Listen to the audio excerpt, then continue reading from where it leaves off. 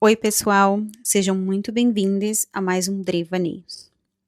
Oi, eu sou a Andressa, criadora do Almas Viajantes, e esse é o Drevaneios, um espaço para pensar em voz alta sobre a vida como ela é.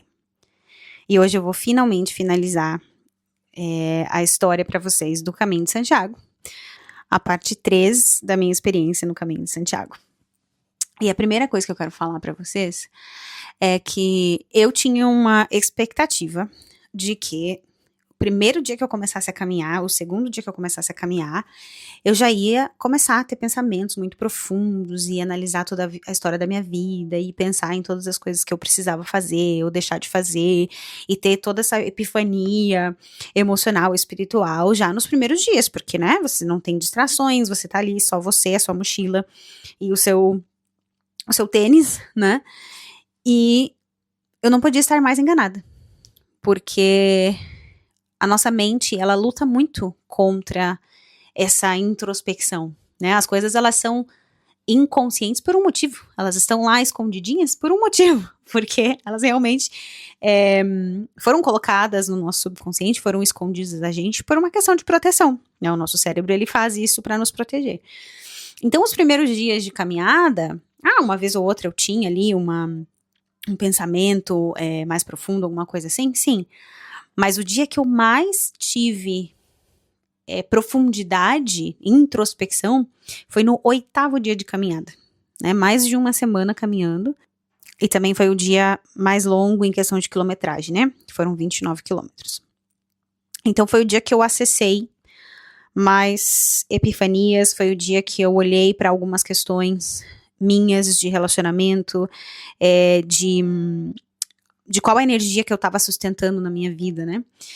Tem uma questão que eu tenho com relação ao meu pai, ao luto do meu pai, que eu sinto a presença dele quando eu vejo borboletas, né? Eu nunca me esqueço que é o primeiro dia dos pais que ele já tinha desencarnado. Eu estava na casa de uns amigos e eu fui pro lado de fora da casa e eu olhei pro céu e falei, feliz dia dos pais, pai.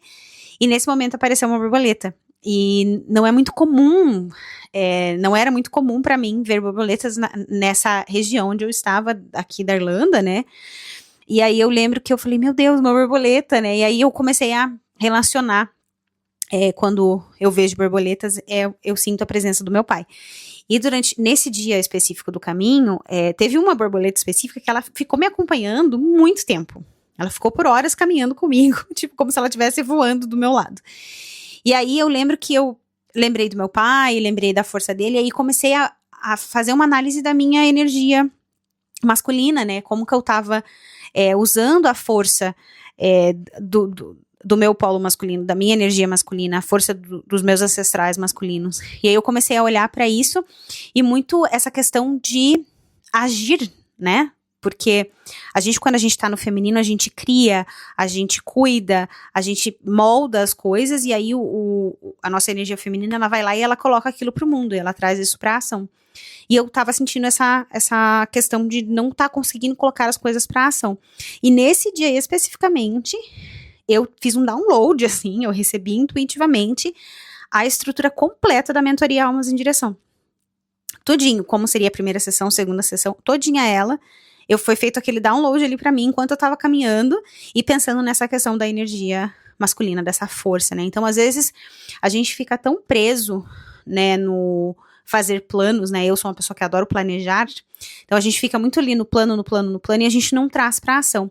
E quando a gente eu sinto assim pra mim, que quando eu tô com dificuldade de trazer pra ação, eu preciso me conectar a essa energia masculina, a essa parte minha, do meu masculino, do meu sagrado masculino, que precisa ser trazida à frente para realmente fazer as coisas andarem.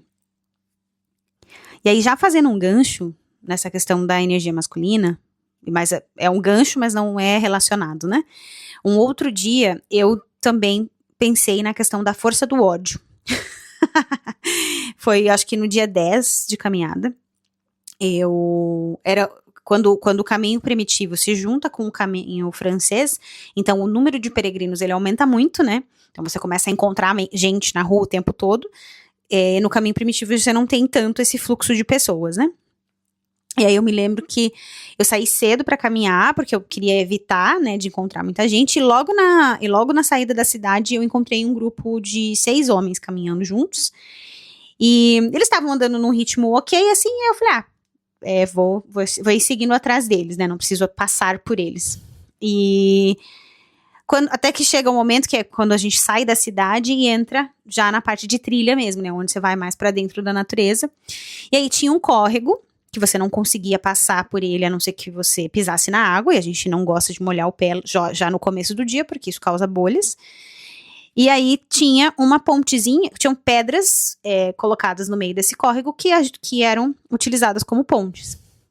E aí esse grupo de homens, sem pensar que tinha mais gente vindo atrás deles, eles pararam na ponte para fazer uma sessão de fotos, né? Começaram a tirar fotos, e aí ninguém conseguia passar, e ficou ali um grupo de pessoas na borda do outro lado, esperando eles terminarem a sessão de fotos deles pra gente conseguir passar.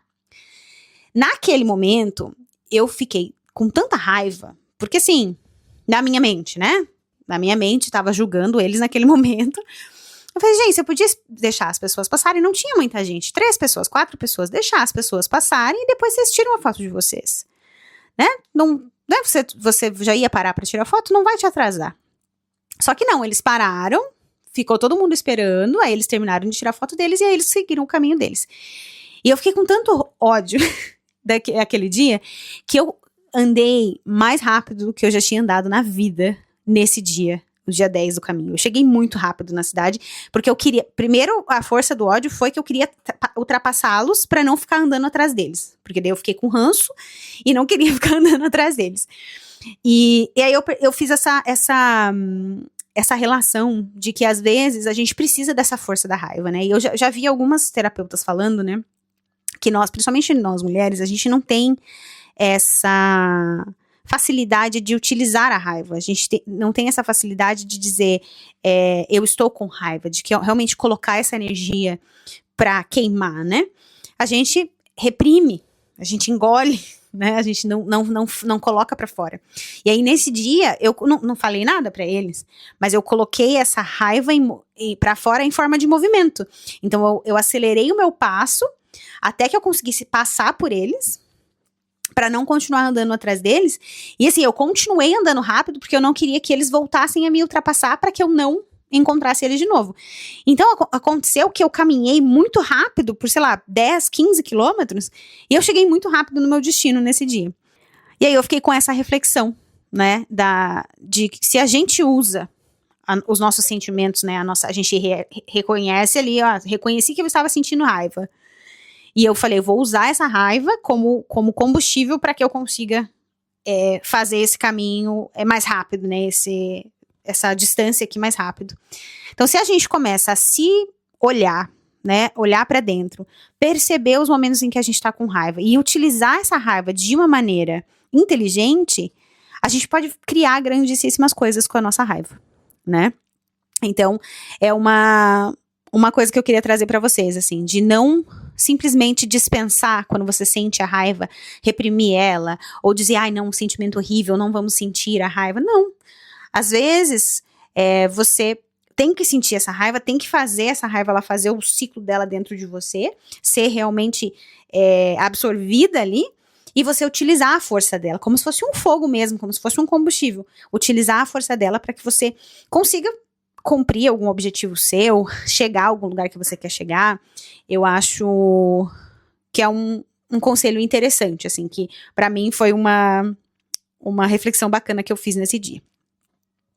E por último, que eu queria trazer para vocês, foi de uma caminhada que eu fiz, foi o único dia que eu caminhei o dia todo acompanhada, que foi um acordo, né, eu tinha jantado com esse casal de australianos no dia anterior, e aí a parceira dele tava com o pé machucado, ela falou, eu vou pegar um ônibus amanhã e não vou caminhar, e eles estavam caminhando juntos todos os dias, e eu falei, se você quiser a gente pode caminhar junto então amanhã. E ele falou, beleza, vamos então. Era um dia curto, um dia de 20 quilômetros apenas, e aí a gente combinou de caminhar junto. E eu tava um pouco preocupada, porque o Shane, que é esse meu amigo australiano, ele é um senhor de 65 anos, e ele andava muito rápido. Eu tava preocupada que eu não ia conseguir acompanhá-lo, mas ele falou, não, se a gente combinou de caminhar junto e você anda num passo menor que o meu, eu vou te acompanhar no seu passo, não fica tranquila com relação a isso. Então a gente setou ali a expectativa já, né, alinhou as expectativas antes da gente sair, e a gente foi caminhando, e foi muito bacana. Isso era uma coisa que eu, antes de começar o caminho, eu não queria fazer, que era de caminhar o tempo todo com alguém, ou ficar sempre conversando com alguém, porque eu realmente queria essa introspecção. Mas foi ótimo que eu mudei os planos, e foi ótimo que eu dei essa oportunidade, porque eu conheci o Shane, que era uma pessoa extremamente querida. E as histórias que ele me contou me fizeram conhecer melhor a cultura dele, né, como um australiano.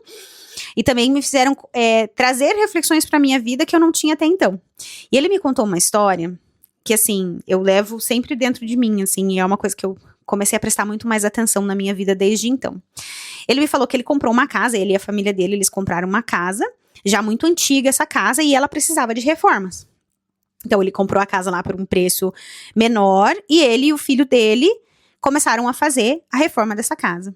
E aí, quando eles estavam ali no processo de reforma e quebrando as coisas e tudo mais, quando eles quebram uma parede, eles veem escrito na parte de trás, né, dessa parede, tipo, como se fosse na estrutura da casa, estava escrito o nome do pai, o nome de um pai e do seu filho, e dizendo que eles tinham feito a primeira construção daquela casa. Então, quando essa família, que era a primeira dona da casa, estavam construindo a casa deles, eles anotaram numa viga lá, numa estrutura, o nome da família, que ano que eles estavam fazendo aquilo, quando que eles estavam construindo a casa deles, para ser uma marca deles que ia resistir ao tempo. E o Shane estava me falando que essa casa tinha mais de 100 anos, então essas pessoas já nem estavam mais ali, né, no nosso planeta. E aí, ele falou assim que foi muito legal achar esse tesouro perdido, eles tiraram uma foto, depois emolduraram, né, pra manter aquela memória daquela família que viveu ali antes, e ele e o filho dele fizeram a mesma coisa. Né, ele falou para que daqui, sei lá, 100, 200 anos, quando essa casa não estiver mais com a gente, não estiver mais com a minha família, que alguém também ache esse pedaço nosso, esse pedaço da nossa história ali dentro da estrutura da casa. E não para por aí. Aí ele falou que conforme ele foi reformando outros cômodos da casa, chegou um momento que eles estavam tirando os papéis de parede para poder fazer uma avaliação ali, se precisava quebrar a parede ou não. E aí eles começaram a encontrar atrás dos papéis de parede moedas, que era parte de uma tradição, de uma superstição, que ter essas moedas nas paredes das casas trazia boa sorte. E ele falou que ele e a família dele encontraram muitas moedas, em todos os cômodos da casa tinha essas moedas atrás dos papéis de paredes. E era como se fosse um tesouro ali, escondido, né? Uma boa sorte escondida que a família anterior deixou para eles. E aí, enquanto a gente conversava, ele mesmo falou, quando eu tava passando por esse processo com a minha família, eu e eles, a gente pensou muito no sentido de, qual que é o legado que a gente deixa pro mundo? Né? O legado em todos os sentidos, o legado no sentido de como a gente está deixando o nosso planeta para as próximas gerações, o legado de quais as lições você está deixando para as pessoas mais novas da sua família, seus filhos, seus sobrinhos, seus netos, seus primos, né? Qual que são as lições, quais são as experiências que você está deixando para as pessoas e qual que é a impressão que você deixa, né, porque teve muitas pessoas no processo do Caminho de Santiago que eu passava por elas, diziam oi, tudo bem, e não via mais elas.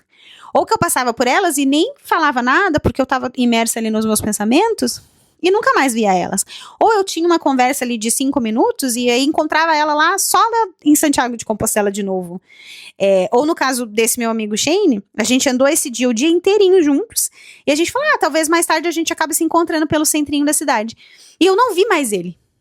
Até eu terminei o Caminho de Santiago e eu não vi mais ele. Então a gente nem se despediu propriamente, porque a gente falou, não, depois com certeza a gente vai se encontrar. E a gente não se encontrou.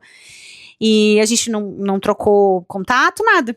Então, assim, é uma pessoa que deixou uma impressão em mim, me deixou memórias boas, me deixou lições, mas talvez eu nunca mais veja na minha vida. Então, eu penso muito, comecei a pensar muito nisso, né? Que toda vez que eu encontro alguém, seja uma pessoa conhecida ou uma pessoa que eu tô vendo pela primeira vez, que eu tenha essa consciência, eu peço, né, aos deuses, que eu tenha essa consciência de que eu seja uma pessoa que essa pessoa se lembre de uma maneira boa, ou que seja pelo menos indiferente, mas que não seja de um jeito ruim, né? Que essa pessoa não tenha uma lembrança ruim de tipo, ai, nossa, conheci uma pessoa hoje péssima. Sabe? Que a gente não seja esse tipo de pessoa, que a gente seja a pessoa que deixa um gostinho bom, né? Onde a gente passa. Eu acho engraçado que aqui na Irlanda eles têm uma expressão que é quando, né, uma pessoa é muito bacana, que eles gostam da maneira como a pessoa chega num lugar, uma pessoa que não é conhecida pelo povo, de repente essa pessoa chega. E eles chamam essa pessoa que é um breath of fresh air, que é um vento de ar fresco. Que é como se fosse um ar fresco, um ventinho fresco que entra dentro do lugar. E eu acho muito bacana, né? Então, que a gente seja lembrado como um ventinho fresco. Que a gente seja lembrado como... os gaúchos têm outro jeito de falar também, que é casa cheia. É uma pessoa que é casa cheia. É uma pessoa que se comunica legal, que é divertida. Então, que a gente seja esse tipo de pessoa. Que a gente deixe esse tipo de marca nas pessoas que a gente conhece, pela nossa vida, nos nossos trabalhos, no banco quando a gente vai pagar uma conta, no postinho de saúde, né? Que a gente não seja aquela pessoa que a pessoa vai chegar em casa e vai reclamar da gente, né? Falar pro marido, nossa, hoje tinha uma cliente lá. Enfim. E agora, finalmente, vou falar pra vocês sobre o 14º dia do meu caminho, que foi o dia da chegada em Santiago da Compostela. Eu acordei 5 da manhã, super ansiosa. E esse dia, eu e o meu consultor, a gente deixou pra andar 10 quilômetros. Falou, não, quero que você chegue lá descansada, entendeu? Você vai lá, vai assistir a missa. Então, vai andar pouquinho nesse dia. E aí, eu podia ter saído de casa 10 da manhã, se eu quisesse. Porque eu ia andar 2 horas e meia no máximo. Mas eu tava tão ansiosa, eu falei, não, eu quero chegar lá antes da primeira missa começar. Que a primeira missa começava às 9. E aí, eu saí pra caminhar às 5h40. Eu ia sair às 6, mas eu não consegui esperar até às 6. Então eu saí às 5h40. E eu comecei a caminhar. E eu me arrependi já, porque eu achei que eu ia caminhar muito pela cidade nesse dia. Porque só faltava um pouquinho de quilometragem até chegar em Santiago. E aí, logo na, segunda curva, eu já entrei numa mata fechada. E escuro. Eu não tinha levado minha lanterna de cabeça, assim. Aí eu liguei a lanterna do celular mesmo e fui ali, né? Com medo, tipo, andando assim, naquele escuro que você mal enxergava onde você tava pisando. E aí, de repente, assim, eu falei assim, calma, respira, né? É só o escuro. E aí, eu lembrei de olhar pra cima. Porque, assim, quando tá muito escuro, não tem luz, não tem poluição de luzes artificiais, né? Quando eu olho pra cima, tá aquele céu estrelado, assim. Eu tô no meio de uma plantação de eucaliptos, e aquele céuzão estrelado, e eu só vi, assim, o finalzinho das árvores e aquele monte de estrela no céu. E aí, nesse momento, eu me lembrei de agradecer, né, de por que eu tava com medo, né, por que eu tava, né, vamos com calma, não precisa ter pressa, né. E aí, eu trouxe essa consciência pra caminhar esses 10 quilômetros, de vamos aproveitar, né, é o nosso último dia caminhando aqui. E aí eu lembro que logo na sequência eu comecei a ouvir o barulhinho de água, aí eu já senti a presença de Mamãe Oxum, e aí já me conectei ali também, aproveitei que não tinha ninguém na rua, cantei, e me conectei ali comigo mesma, me conectei com a gratidão de estar finalizando aquele caminho, e por mais que tenha sido curto, né, foram 10 quilômetros apenas, foi muito profundo esse último dia, que foi um dia que eu cantei, eu senti medo, eu senti gratidão, eu cantei, eu chorei, eu agradeci, então foi muito, muito, muito marcante. Eu me lembro que eu tava chegando na cidade e, né, tem uma determinada rua que a hora que você entra, você já começa a ver as torres da igreja, né, que é super alta, e aí a hora que eu vi a torre da igreja, meu olho já encheu de água, eu já fiquei feliz ali, né, muito, muito agradecida. E aí, quando eu entrei na curva onde vai fazer o portalzinho para entrar na praça da catedral, começa a tocar o sino das 8 horas da manhã. E aí, nossa, a emoção foi mais a flor da pele ainda, né? Porque que momento, né? Cheguei às 8 da manhã em ponto e os sinos tocando. E assim, gente, eu sabia que eu ia me emocionar, mas eu não imaginava que eu ia me emocionar tanto. Porque a hora que eu cheguei, sabe aquele choro que você não consegue controlar? Aquele de criança mesmo, que você soluça, assim. Tanto que a primeira foto que eu tirei, eu nem posto ela, porque eu tô com uma cara, sabe aquela cara feia de chorar, assim? E porque eu não conseguia controlar. Eu realmente fiquei muito emocionada, eu não sabia nem o porquê. E aí eu fiquei ali, e aí logo na sequência, né, começa a chegar mais e mais peregrinos. E aí eu fiquei ali um tempo, eu sentei ali no chão, eu agradeci. E aí eu fui tomar meu café e depois eu voltei para assistir a missa. E aí assisti a missa dos peregrinos, agradeci as bênçãos ali, mesmo que eu não seja uma pessoa católica. A igreja é lindíssima, né? Tem muita história lá dentro. E aí eu tinha prometido para mim mesma, durante a minha caminhada, que quando eu chegasse lá eu ia acender velas para as pessoas que eu perdi, né? Que desencarnaram nos últimos anos. Então eu acendi. Eu agradeci pela vida deles, eu agradeci pela vida das pessoas que eu convivo, né, que estão na minha vida todos os dias e que me ajudam a seguir em frente, né, com todos os percalços da vida. E foi muito bonito, assim, sabe? Então, o que eu posso dizer, assim, para resumir, o Caminho de Santiago, ele é algo muito especial, mas ele é muito único para cada pessoa. Eu tô dividindo aqui para vocês a minha experiência do meu primeiro caminho. Eu tenho a intenção de fazer mais. E eu sei que os próximos não vão ser iguais. Eu sei que eles vão ter as suas peculiaridades, vou ter experiências diferentes, vou ter reflexões diferentes. Mas esse primeiro, assim, a maneira como eu fiz, que eu planejei, porque eu sabia que ia me ajudar a tirar um peso, tirar uma ansiedade desnecessária, foi muito bom para mim fazer dessa forma. E tirou realmente esse peso desnecessário da ansiedade de saber onde eu vou dormir, o que vai acontecer, qual que é a cidade onde eu vou parar todos os dias, então isso foi muito bom. Mas também a questão de muitas das expectativas que eu tinha criado, muitas das coisas que eu tinha pensado que iam ser de uma forma, não foram. E foi bom, porque eu aprendi coisas diferentes, porque eu conheci pessoas, eu me dei a oportunidade de conhecer pessoas incríveis, que, como eu falei, mesmo que eu nunca mais os veja e que eles nem saibam que eles impactaram a minha vida, né? E eu espero que de alguma forma eu também tenha deixado a minha marca nas conversas que eu compartilhei com algumas pessoas lá também. Então, para mim, o Caminho de Santiago foi sim uma experiência espiritual, mas não necessariamente precisa ser, né? Eu conheço muitas pessoas que fazem pelo exercício. Tipo, eu gosto de ter contato com a natureza e eu gosto de fazer exercício físico, então uma vez por ano eu vou lá e faço o Caminho de Santiago, ou uma vez a cada 2 anos. E tá tudo bem, né? A gente faz o caminho ser o que a gente quer que ele seja. Então, pra mim, tinha muito essa parte física também, porque eu queria provar pra mim mesma de que eu era capaz. E eu acho que esse foi um dos grandes motivos do meu pranto a hora que eu cheguei na frente da igreja, porque, no fundo, eu não acreditava que eu era capaz. Então, quando eu cheguei lá, e eu falei, gente, eu realmente caminhei 310 quilômetros. E aí eu provei pra mim mesma que eu sou capaz de muito mais do que a minha mente acredita que eu sou capaz. Ou do que eu consigo imaginar que eu sou capaz. Né? Tanto que eu tenho uma mania de quando eu vou dar feliz aniversário pras pessoas, que eu amo muito, eu falo assim, que a vida te surpreenda de um jeito que você, quando acontecer as bênçãos na tua vida, você não consiga nem, meu Deus, não conseguiria nem ter imaginado algo tão maravilhoso. É isso que eu desejo para as pessoas. E eu acho que o Caminho de Santiago foi isso para mim.